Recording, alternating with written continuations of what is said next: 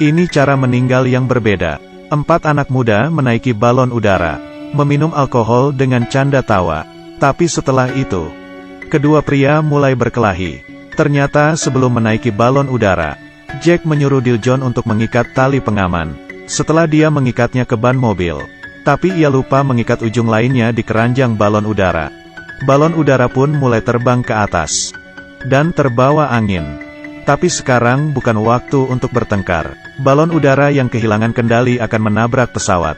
Ketiganya menatap Jack. Tak disangka dia juga tidak bisa apa-apa.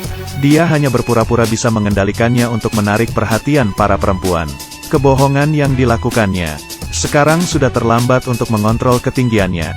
Dia menyuruh semua orang untuk memegang erat tali. Sisanya hanya berharap kepada nasib. Beberapa saat kemudian, terdengar suara yang cukup besar. Baling-baling membelah balon udara. Diljon pun terjatuh keluar. Untungnya dia menangkap tali. Jack tidak sanggup lagi pun pingsan. Kakinya tertusuk pecahan baling-baling. Melihat dia kehilangan banyak darah, KT membuka bajunya, lalu mengikat luka di kakinya dengan bajunya. Demi menolong dia tidak memikirkan apa-apa lagi. Dan di saat itu berhasil menghentikan pendarahan. Kemudian mulai menolong Diljon. Saat itu balon udara sudah sampai di titik tinggi. Sudah terbang hingga ketinggian 1000 meter. Diljon memegang erat tali, dan mengulurkan tangannya. Tinggal sedikit lagi. Liz menduduki tepi keranjang, dan mengulurkan tangannya.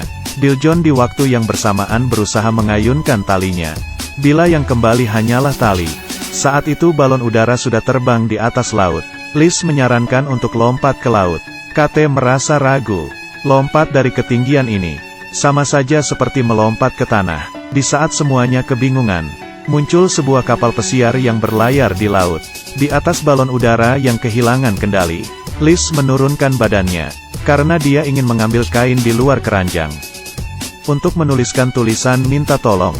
Dan di saat itu, mereka berteriak minta tolong ke arah kapal pesiar. Tapi karena jarak yang sangat jauh, teriakan mereka tidak terdengar. Penumpang di atas kapal mengira mereka menyapanya. Kemudian keduanya baru terpikirkan dengan hal itu.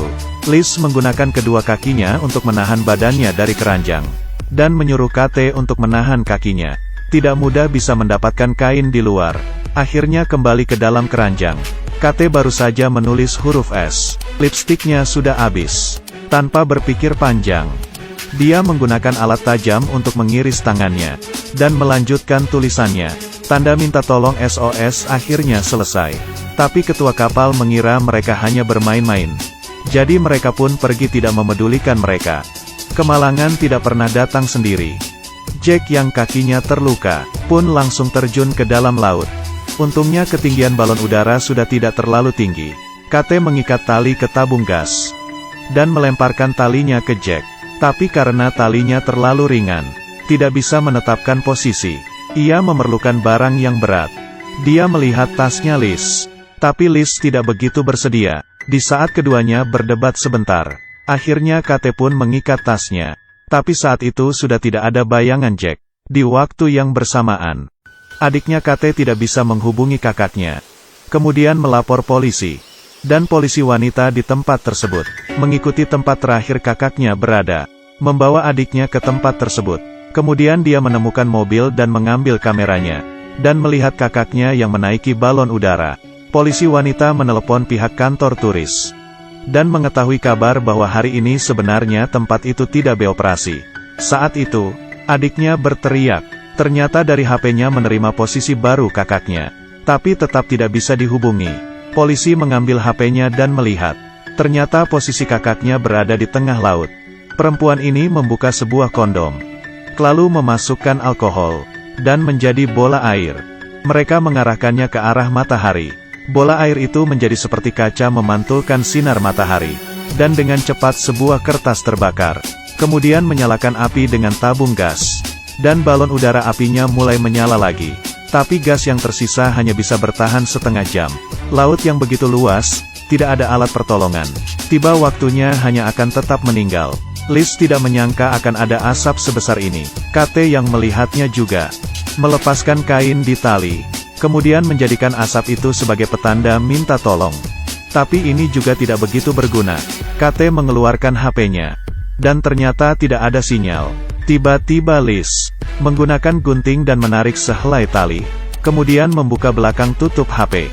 Dan dijadikan antena. Akhirnya bisa mendapatkan sinyal.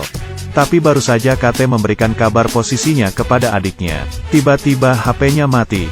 Adiknya yang setelah mengetahui posisi kakaknya, meminta tolong polisi untuk membawanya ke tepi laut. Polisi menelpon temannya yang seorang pemilik kapal untuk meminta bantuan.